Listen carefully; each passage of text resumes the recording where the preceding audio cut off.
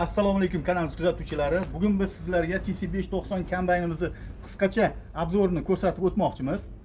Demak, kombaynimiz priyomnik kamerasi, Sanjar sal yaqinroqdan ko'rsatsangiz. Demak, priyomnik kameramizda kamni ulag'etilimiz bor. Mana demak, agar mabodo massa bilan birga tosh kirib ketgan bo'lsa, o'sha tegida o'sha toshni tushirib yuboradigan kamerasi bor. Xo'p, mana bu yer makka uchun ulanadigan vom anonimiz bor, valchamiz bor. Qo'shimchasiga biz ikkita silindrga qo'shimcha, yana spamagatining 3 silindrni qo'shib beramiz. Agar siz makkaga ishlatayotganingizda, makka jatka ulaganingizda og'irligini, makka jatkasining og'irligini bemalol ko'tarish uchun 3-silindrni qo'shib beramiz. Shlanglari hamma narsasi komplektida bo'ladi. Xo'p, bu tarafga o'tgan. Bu yoq shlanglari, o'sha motovillaning shlanglari va elektrobordni ishlatadigan qismi remenniy privodi. Remenniy privodda maxsus o'sha qalin remen qo'yilgan, o'sha makkani jatkasini ishlatganda naguskaga chidashi uchun. Demak, buni bilasizlar, bu jatkani qo'shib qotirib qo'yish uchun. Bizda yana qo'shimchasiga bizda faralar, bokovoy oynalar hammasi o'rnatilgan. Kecha ustalarimiz bular hammasini komplekt o'rnatib. Restriktsiyalarimiz ham qo'shimcha, demak, lashatkasi qo'yilib, mana bemalol ochib yopiladigan bo'ldi. Buni bemalol demak bo'ladi. Transportning holatga o'tkazasiz bu yoqda. Xo'p. Sanjar hozir yaqinroq kelsangiz, bu yerda demak bizda massa отключатели bor, massa выключатель deymizmi? Mana bu yerda joylashgan. Qo'shimchasiga instrumentalniy yashigi bor bu yerda. Akkumulyatorning aksik shu tepada joylashgan bo'ladi. Mana shu krishkaning tagida. Bu kombaynimizni yana bitta o'ziga xos xususiyati aytib o'tganmiz, shol variant kelgan deganmiz. Mana ko'rsanglar, mana zadniy mostida, demak, ведущий zadniy most. Mana kombaynchilar biladi, buni juda ham yaxshi. 5 ta salometriyasi bo'ladi, 5 ta. Qancha ishlarni ko'rsatamiz. 5 ta salometriyasi, mana 1, 2, 3, 4, 5 ta. Bunda o'ziga yarasha datchik bateriyalar bor, ya'ni o'sha mana bu datchiklarga urilishlar sonini sanab turib, bateriyalar borganini ko'rsatadi. Elagimiz bor. Elagimiz pastki va yuqoriga elak bo'ladi, bilasizlar. Uni nastroykalarni kombaynchilarga yana alohida o'rgatib o'tamiz. Olganlarda lestnitsamiz bu tarafda joylashgan. Bemalol lestnitsani tushirib, qo'ysak bo'ladi. Boya aytganimizdek, parkovchniy palistlari, parkovchniy anulari bor, tochkalari bor, hamma narsasi. O'sha pritsep ulanadigan bo'lsa, pritsep ulaysiz, o'zingizlarga pritseplar bo'lsa. Xo'p, mana bu yerda separ filtrlarimiz mana bu yerda joylashgan. Первичный separ filtr, вторичный o'zini zavodskoyi, qo'shimchasiga mana bu первичный separ filtr o'rnatilgan bo'ladi. Xullas, barabanlarni regulировка qiladigan remenlarimiz mana shu tarafda joylashgan bo'ladi. Buni endi qisqacha obzori shu. Kombaynimizning tepa qismida demak bizda yoqilg'i quyish baki krishkasi shu yerda joylashgan bo'ladi. Mana bunda havo resiveri, bilasizlar, bunda kompressori bor. Havo shu yerda to'planib turib, demak, sizga kerak bo'lganda havo bosim ostidagi havoni ishlatishingiz mumkin. Bu qismi motorning dvigatel va dvigatelning yonida demak gidro nasoslarimiz joylashgan. Gidro nasosimiz, mana bitta gidro bachogimiz mana bu yerda filtr bilan joylashgan. Ko'rsanglar. Xullas, bu yoqda endi tepasida bilasizlar, bizda bunker joylashgan bo'ladi, g'alla bunkeri. G'alla bunkerimizning krishkasi ochilib yopiladigan. Demak, agar yomg'irli havo bo'ladigan bo'lsa, bemalol krishkasini yopib qo'yib turib ishlatsangiz bo'ladi. Havo filtri, mana bu demak, havo filtri mana bu yerda, radiator qismi mana bu yerda joylashgan bo'ladi.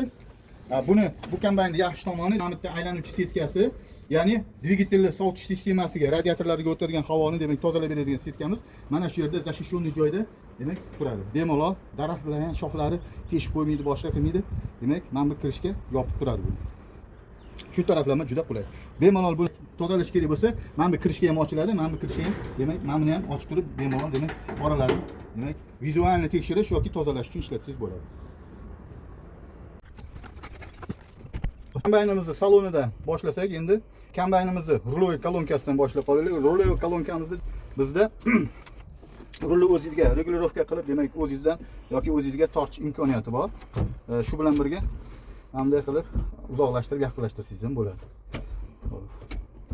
Juda ham qulay qilishibdi. Oyoq qo'yib turishga, mana bunaqa oyoqingizni qo'yib olib, bemalol dam olib ketish uchun moslangan ekan. Laboyga oyoqingiz ketib qolmaydi.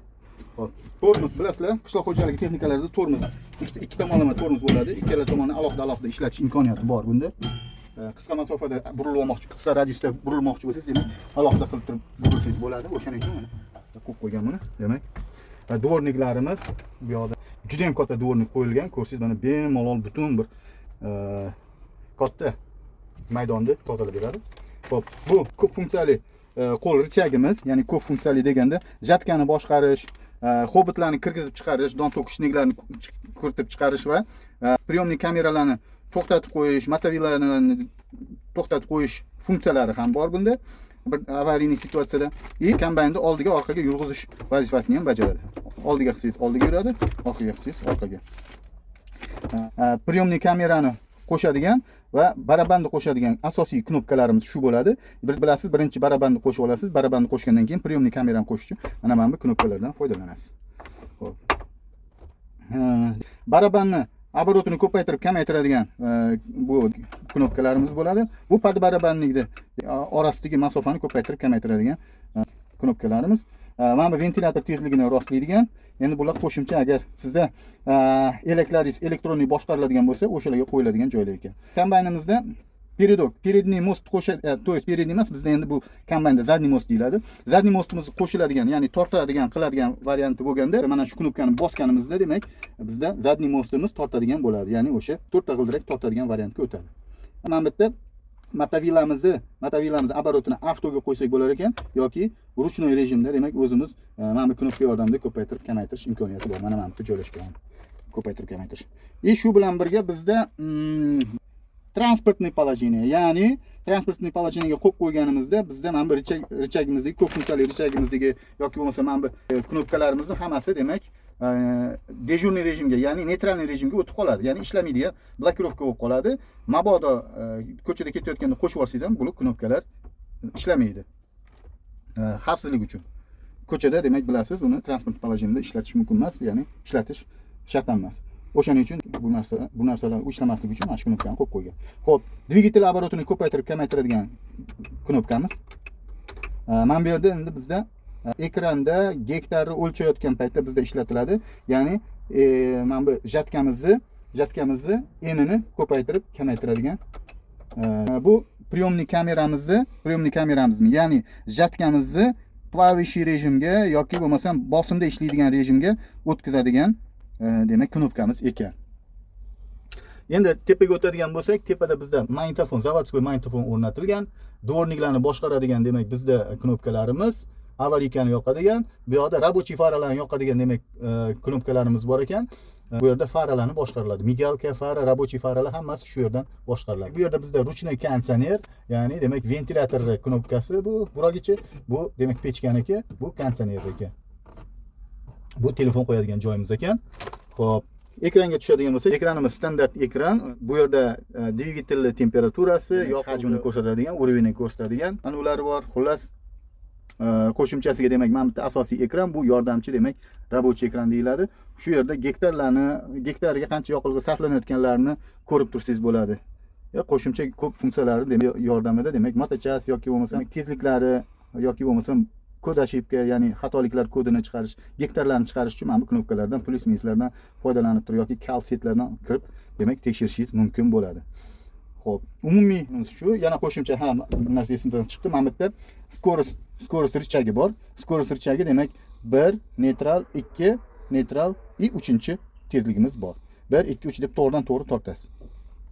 Boshiga qo'ysangiz, demak, 1, o'rtada, demak, 2, eng oxiriga tortib qo'ysangiz 3-chi skorost bo'lar ekan. O'rtada, demak, ikkita neytral holati ham bor ekan. Zamok zajiganyamiz mana bu yerda joylashgan, mana kaliti bilan birga turibdi. Bu yerda 12 voltlik, demak, pitaniya ham bor ekan. Yopib qo'yamiz.